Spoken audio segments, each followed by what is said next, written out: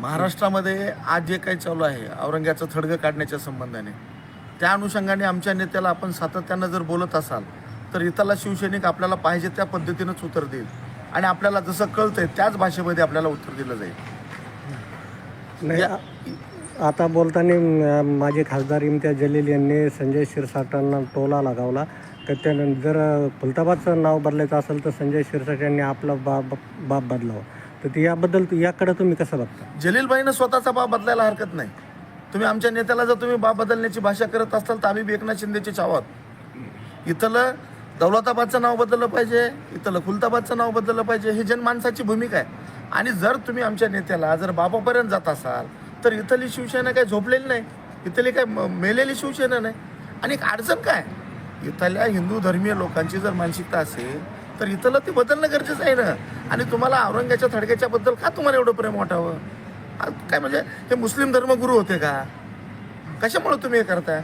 जर इथल्या या संभाजीनगरमधल्या ही 52 गेटचं हे शहर आहे, या 52 गेटच्या शहरामध्ये राहणारा सगळा जाती धर्माचा माणूस, त्याची जर मानसिकता असेल की इथं आपण जनमत तयार करून हे औरंग्याचं थडगं बदललं पाहिजे, तर जलीलबाईला मिरची लागण्याचा काय संबंध येतो?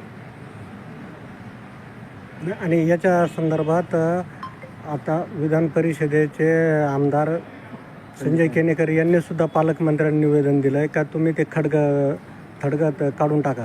तर याकडे तुम्ही कसं बघता? बिलकुल आमचं स्पष्ट म्हणणं आहे. आदरणीय एकनाथभाई शिंदे साहेबांच्या नेतृत्वाखाली काम करणाऱ्या शिवसेनेचं स्पष्ट मत आहे, महाराष्ट्रामध्ये मराठवाड्यामध्ये आम्ही जनमत तयार करू आणि इथं जी औरंग्याची जी समाधी आहे, जी थडगं आहे, याचं जे उदात्तीकरण केलं जातं ते इथून माझ्या मराठवाड्यामध्ये साधू संतांचा मराठवाडा आहे, इथं लोकनायकांचा मराठवाडा आहे, क्रांतिकारांचा मराठवाडा आहे. या मराठवाड्यामध्ये आम्ही औरंग्याचं थडगं ठेवणार नाहीत.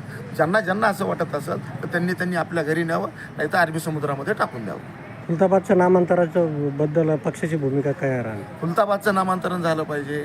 इथल्या सगळ्या जे बाद जी म्हणून आहेत या सगळ्या शहरांचं झालं पाहिजे, कारण ही हिंदू धर्मियांची संस्कृती आहे. जसं बेरोजगारांच्या प्रश्नाच्या संबंधाने आवर्जून आपण विचारतो किंवा विचार केला जातो, तसं संस्कृतीच्या बाबतीतही बोललं पाहिजे ना. संस्कृती आपण जतन केली तर आपली भविष्यामध्ये ओळख होणार आहे. आणि भविष्यात जर आपली ओळख जर त्याच पद्धतीनं होत असेल तर इथला हिंदू म्हणून घेण्याचा शिवसेनेला किंवा इथल्या कुठल्याच लोकांना अधिकार राहू शकत नाही. अडचण काय तुम्हाला औरंग्याचं थडगं काढण्यासाठी? त्यांनी असा एक आक्षेप घेतला का फक्त महाराष्ट्रामध्येच शहराचं नामांकन होतं आहे. त्यांनी एक उदाहरण दिलं, अहमदाबादचं नामांतर का होत नाही? सगळ्याचंच होणार आहे. अहमदाबादचं होणार आहे, जिथं जिथं बाद आहे, जिथं जिथं खान आहे, जिथं जिथं पठाण आहे, सगळीकडेच होणार आहे. मोदी आहे तर मुमकिन आहे. मोदीच्या नेतृत्वाखाली या आधुनिक भारताची वाटचाल चालू आहे.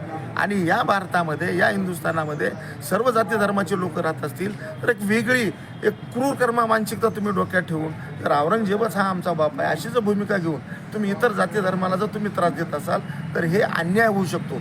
म्हणून माझं असं स्पष्ट म्हणणं आहे, एक शिवसैनिक म्हणून ज्या पद्धतीनं जिथं पद्धतीनं ही औरंग्याची जी भूमिका घेऊन जी चालतात त्या लोकांना नम्रपणे माझं आव्हान आहे की औरंग्याचं थडगं काढण्यासाठी तुम्हीही या, आपण सहकार्य करूत आणि थडगं काढून टाकूया. काय आव्हान करसाल तुम्हाला?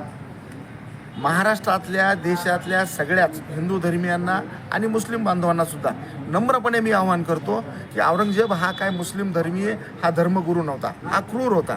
इथले ज्या पद्धतीनं त्यांनी वागणूक केली त्यामुळे त्यांचं जे थडगं आहे हे थडगं इथून काढलं गेलं पाहिजे. आपलं नाव? मी ॲडव्होकेट वैजनाथ वाघमारे, शिवसेना समन्वय. ओके, धन्यवाद.